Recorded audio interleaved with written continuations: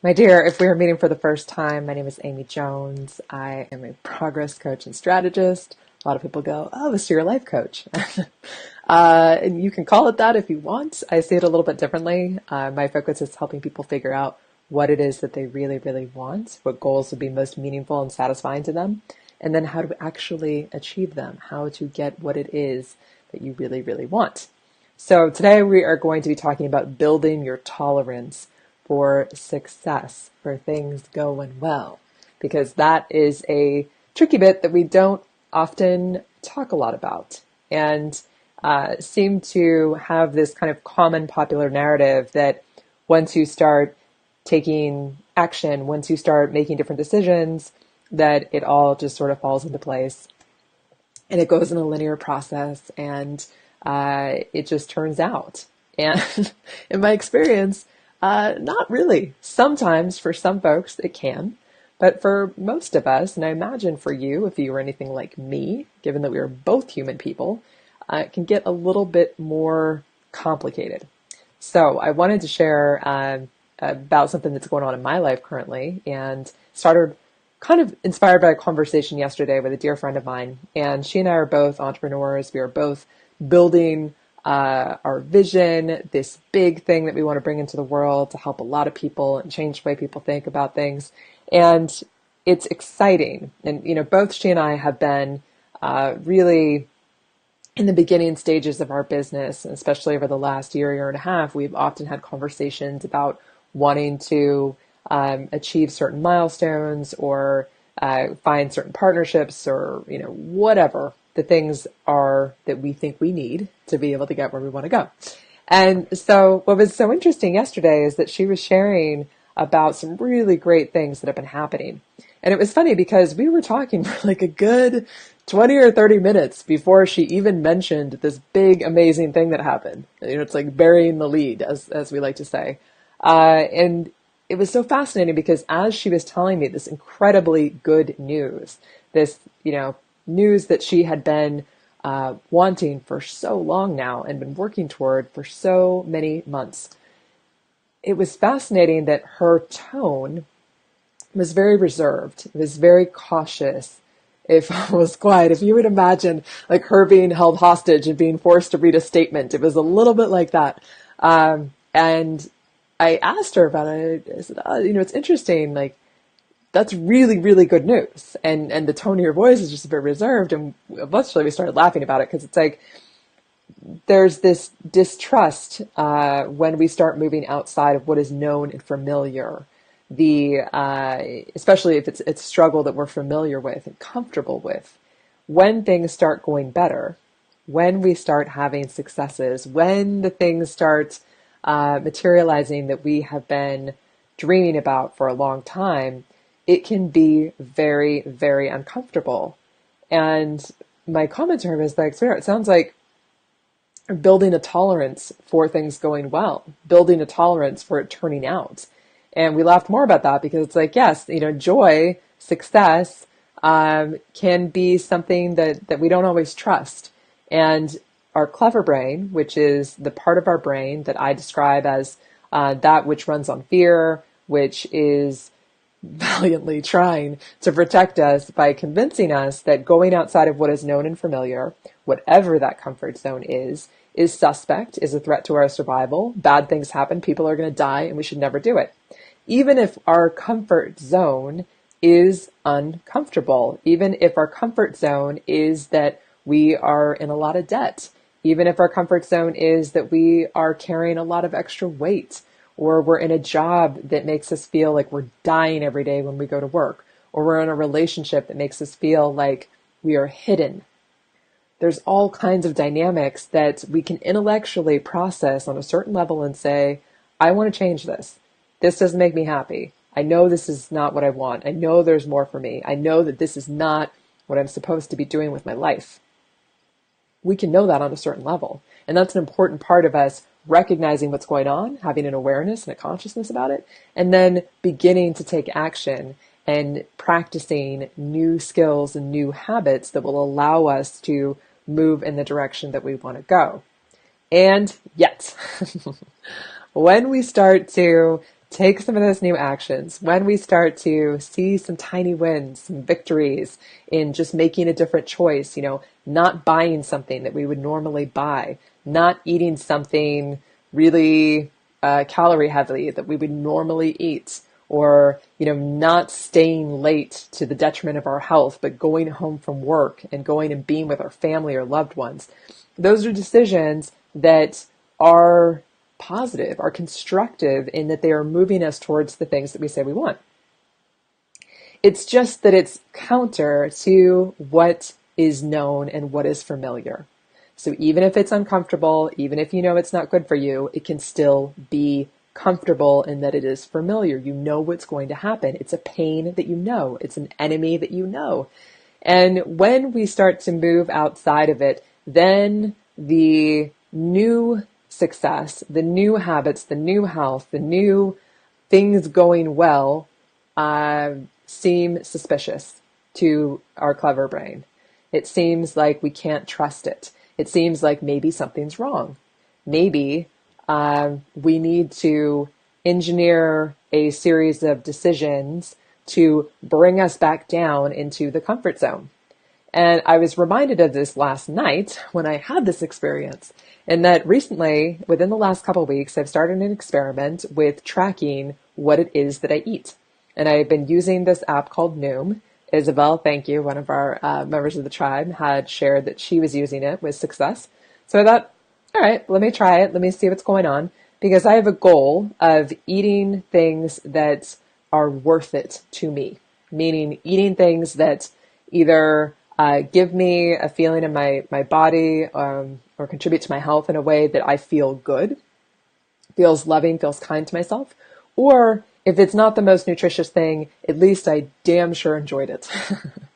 Like the piece of banoffee pie that I had the other night, which I don't know if you know what banoffee pie is. Don't even know that I'm pronouncing it correctly, but apparently it's a thing in Britain. It's like a toffee tart type thing with banana, fresh banana and whipped cream and chocolate. And it's like, so good. And it's so rich in calories, and I did not care because it was worth it, right? So I'm fine with eating anything that feels worth it to me. Why I decided to use this app and start tracking what I was eating was that I noticed that I would get into a habit, I have been in a habit for many, many years, of eating to numb out or to not feel certain things, or as a distraction. I love to literally, it's sitting here, grab a pint of some of my favorite ice cream and a spoon and then just go to town. Okay? So back to what I was saying, this experiment of me paying attention to what I'm eating and then tracking it in the app and noticing how many calories are in things. And I don't normally pay attention to how many calories are in things, whatever. And I imagine most of the population have a pretty skewed view of how many calories are actually in anything. And so since I've been tracking, once I know, oh shit, this is actually like 600 calories, and I have a goal of staying within, 1500 calorie range, let's say, then I'm making different choices, right? So I've been doing this for a week to 10 days. And it's been going well. I have been making different choices. I can already tell that my body's responding to it. I can see that I am feeling more lean, more slim. I'm feeling very adult, like I'm making better choices. I'm feeling very accountable, like I'm winning at life and like being a good person and all of that. And then I noticed yesterday that I had like a calorie deficit of 452 calories that were still there until I could reach my goal. And that felt extremely uncomfortable to me. Like, what? There's still 452 calories. I've already eaten dinner and I've got 452 calories. What could I do with those? It was like, reminded me, it's almost like with money too, where you just like, it's like burning a hole in your pocket. Like, what do I do with this? I don't know. I didn't want to just turn in for the night and there's 452 calories that I didn't eat and I didn't enjoy, when I could eat a cup of my favorite ice cream and still have calories left over. And that just felt like, I don't even know. I mean, that was a very new experience for me. I had made choices throughout the day that apparently were not very calorie heavy. I checked the math twice because I didn't believe that that was possible. And here I was. And hey, Meg, so good to see you, dear. With these 402 calories, what am I going to do with them? So I even went into the Noom app, shared this with my group, because it's like kind of like a group chat where you connect with other people who are also up to this, and was like declared this anomaly of doing so well that I had this surplus of calories and what was I going to do. And initially I was really feeling proud and a bit smug in that I was checking with my body and thought, you know what? I don't know that I really want ice cream. I don't know that that's like really a thing that I even need. Hey there. And so then I just, I relaxed. I was like watching TV, hanging out, whatever. And then I felt the urge, this urge to go downstairs and get myself the cup of ice cream that I could still have and still be within range. So that's what I did. Ate it, enjoyed it. And then I felt this other urge, this other very deep urge to go back down and finish the rest of the ice cream. Now at this point, it was like, okay, now we're crossing the Rubicon. We're going over the line of calorie-ness, of winning at adulthoodness, that if I keep going, then I'm going to blow my goal and it's not going to have mattered, which is totally what I did. And then it wasn't enough to just blow the goal for the day because I kept going. And I promise you, I ate another entire pint of my favorite ice cream. That is why this is here. And I knew as I was doing it, I knew as I was walking down to the kitchen, I was pulling open the freezer door. I was like, oh, sweetheart, here we go. You know what we're doing? We're sabotaging right now. We are going so far over the line. We are so not tolerating, hey, Heather there, not tolerating at all this supposed deficit, this much victory, this much change in this short period of time. We can't have it. And it was fascinating because as I'm like ripping open the container and grabbing the spoon, there was part of me, there's one inside me that was like, I don't give a shit. We are eating all of this ice cream. Nobody can tell us anything different. Get out of the way. Yes, Meg's saying, been there, done that, going for broke. I so was. And it was fascinating because I was very conscious of, this is where we can make a different choice. This is where we could just put it back in the freezer. We could just set the spoon down, checking in with my body. Did I really want it? My body didn't want it.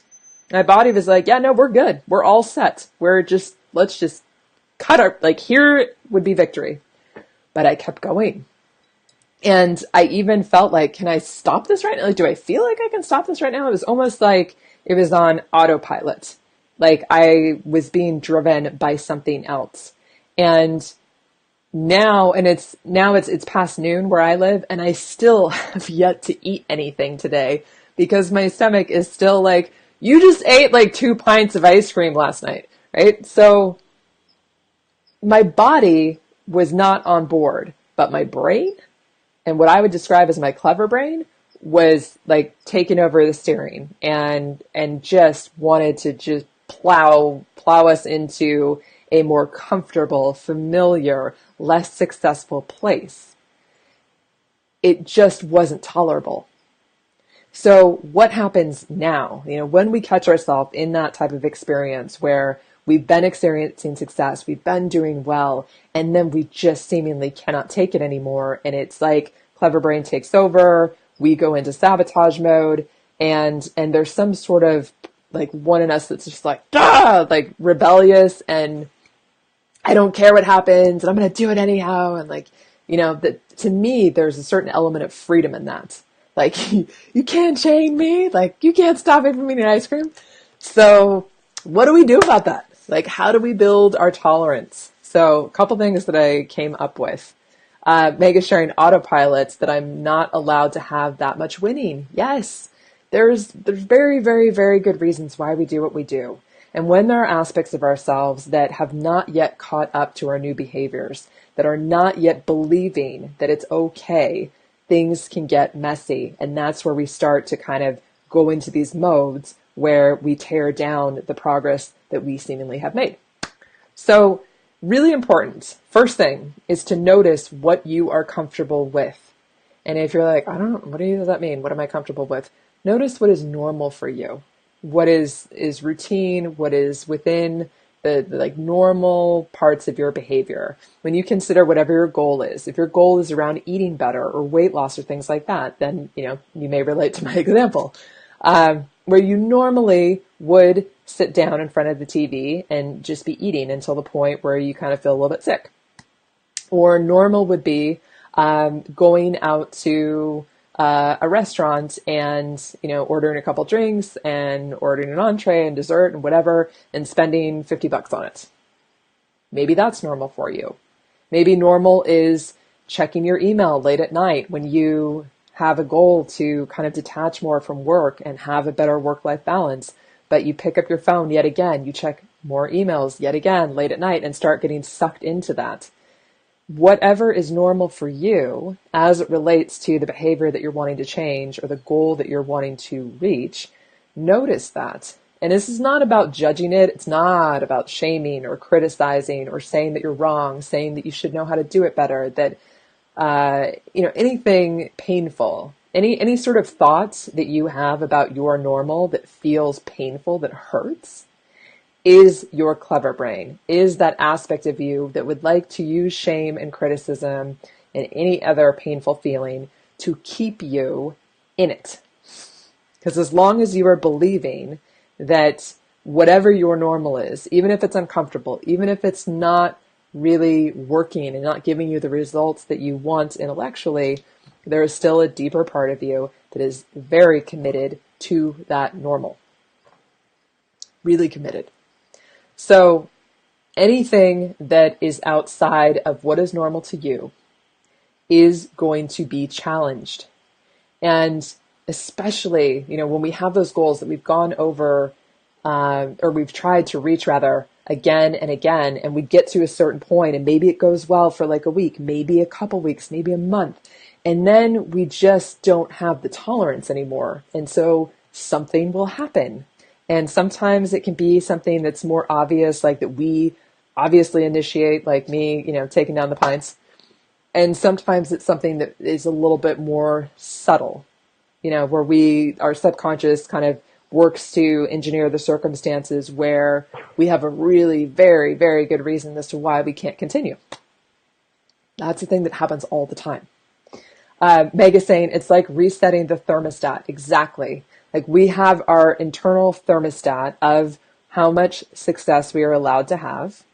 And when we start to push past that, it wants to bring the temperature down.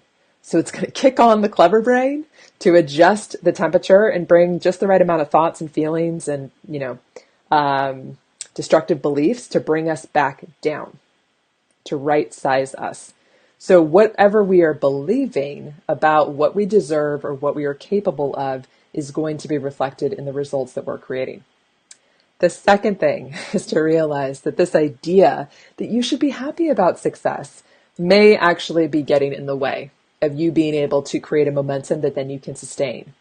This idea of, like, if I were to, in the conversation I was having with my friend, say, sweetheart, you should be so happy about this. Isn't this what you wanted? Isn't this what you've been working toward for months? Isn't this what we've been talking about? Like, now it's finally happening. You should be happy. This is good. It's not a useful conversation, I found, because it oversimplifies the process. And it doesn't account for the giant subconscious belief system that is deeply rooted in who we are, that has tremendous impact around our tolerance for these new results. So I do not advocate for shitting on yourself or anybody else in this scenario. I really encourage you to be curious and to notice where the thermostat settings are. Where are those boundaries? Like, how much success are you allowed to have? How much, weight are you allowed to lose? How much money are you allowed to save? How much debt are you allowed to pay off? Because there are very, very good reasons as to why we believe that is safe and why that's okay. And until we have an awareness about what those parameters even are, it can be challenging to consciously build our tolerance for going outside of them. And when we go outside of them, just knowing, oh, okay, this is the game that Clever Brain's playing. And so when I go outside the bounds, I just need to pay attention to what's going on. So Doing well can be a very uncomfortable thing if you do not believe on a certain level that it is okay and safe for you to do well. Third thing is this is not, in my experience, a linear process. Success, achieving, going further than you've gone before, I have not found it to be a linear process. I have not found it to be like a simple, clean, straight line where you just begin and you just do this. And it's, we read, how many magazine articles have we read? Like 5 ways to do this and then go like this and it's going to be fine. If you just do this, this, and this, you're good. And it doesn't work like that in my experience. Progress is a practice. It is not necessarily a process. And your practice of progress is going to be different, perhaps, than somebody else's. So whether you're listening to me or anybody else, suggesting ideas, sharing stories, offering experiments, different perspectives, I want you to really just check that against your own knowing, against your own truth, against your own body, and what feels like it resonates with you, what feels true for you, or what feels like when you're trying to put on a pair of shoes that don't fit, or you're trying to squeeze into an idea and pretend like it's comfortable when it really is painful and awkward. Trust yourself and be really kind to yourself in that when you are starting to go outside of what is known and familiar, even if it seems perfectly logical and adult, like eating better, saving more money, going home at 5 so that you can have dinner with your family, regardless of how logical and responsible and adult of the year winning award like it sounds, just be sensitive to the fact that that is scary for a certain part of you, that your clever brain is not going to be on board. Okay? It is not interested in you going anywhere outside of what you already know. Even if it's for your health, even if it's for your financial well-being, it doesn't care. It is not its job to do that. It becomes your job.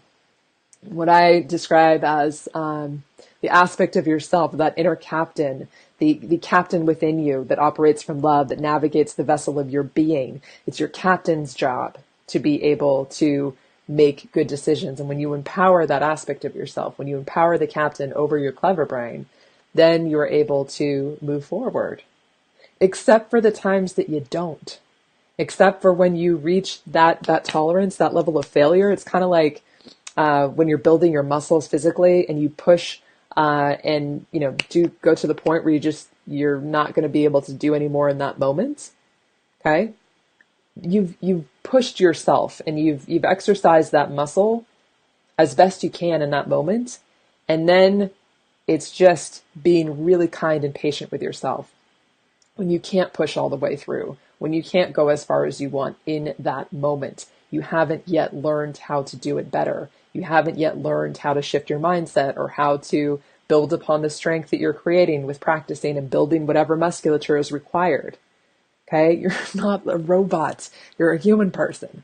So when you come up to those, situations where you've kind of maxed out in that moment, it's okay. It's okay that you're not a robot. It's okay that you're a human. It's okay that you will be going and doing really well and starting to build momentum and then just sort of like knock yourself down because it's too uncomfortable. It's a process in practicing. Okay? It's not you're not a machine. You're just not. So when you notice that has happened, when, myself, like here with the pint to remind me, it actually is evidence that you have had victory. It is evidence of your success. Your not being able to tolerate a certain point of success and well-being means that you have successfully gone outside of your comfort zone. You have broken new ground. You have gone into a place that is still new to you, that you haven't fully integrated into your beliefs in terms of what is okay for you to have and experience. So when you catch yourself, going kind of off the rails, binging on the ice cream, overspending, staying late at the office yet again. I want you to be really kind to the one inside of you that believes that you need to. So my job this morning, is to be really kind to the one in me that still wants to binge, that still believes that binging is freedom, that still believes that I'm safer when I blow it. That's the one inside you that really needs your compassion, needs your kindness, your tenderness, and a lot of patience. Because when you're not fighting against those ones inside of you, when you're not shaming yourself for screwing it up yet again, or believing your clever brain narrative that you just don't have what it takes and you're never going to have what it takes, and all of that really painful, toxic, internal propaganda that is designed to defeat you, discourage you, and shut you down. When you don't go down that road, but you can just be with yourself in whatever the consequence is, whatever that painful, previously shameful circumstance is, then you have the opportunity to build your tolerance. Then you have an opportunity to just take a breath and a rest and then begin again. I mean, this is like what I do in bar class. I go to bar class now 5-6 times a week and spend an hour pushing my body well outside of its comfort zone and getting into a position where it burns so much that I have to come out of it and take a breath and then go back in. And it's the same thing with any goal that you have. When you start succeeding, when you start pushing outside that comfort zone and it becomes too much, you just take a breath. You just be with yourself. You just love yourself right where you're at, exactly as you are, without condition. And then take a breath. And as soon as you're ready, as soon as you can put one foot in front of the other and take that next right action, then you begin again. Beginning again doesn't mean that you start over from square one, unless you really are starting over from square one. Fine. It doesn't mean that you failed and that it's terrible and that you won't be able to do it at all. It just means that you were successful in moving outside of your comfort zone. Meg says, showing yourself compassion just like you would for someone you love. Amen. That's the thing, is most of us don't treat ourselves as someone that we love. We are dicks to ourselves a lot of the time because we are believing our clever brain, because we're letting clever brain steer, because we're empowering that part of ourselves that thinks it's doing the right thing. I mean, it really is well-intentioned and yet really not at all conducive to us being successful, feeling well, being at our full power, doing our best work in the world. So that's what there is to practice, my dears. Be really, really kind to yourself in these moments and know that this is evidence of your progress. This is where so many of us get thrown off and then we go into this shame spiral and get thwarted, and it becomes hard to recover quickly and come back because we're just believing all this toxic bullshit. Bless us and the ones who believe the toxic bullshit. All right, dears. So great to be with you. Meg, Heather, thanks so much for being here. And I will be back on Tuesday and Thursdays. We're going to be doing these live progress coaching sessions here on Facebook. The beauty of technology is that it allows us to take the audio of these sessions and shoot it on over to our SoundCloud page.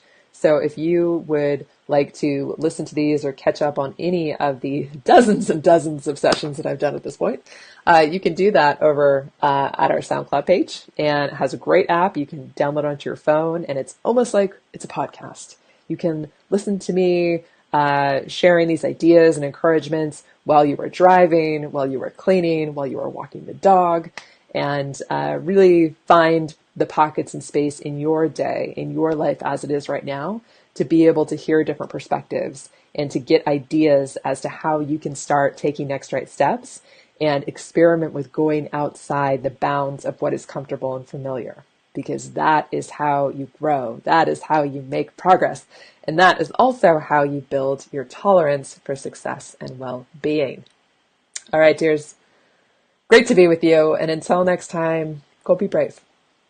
Go be as brave as you can and take the bravest next right step you can. It is always, always one you can do. And if you just keep that practice and keep doing it one next right step at a time, you will get where you want to go. I will see you then, dears. Bye.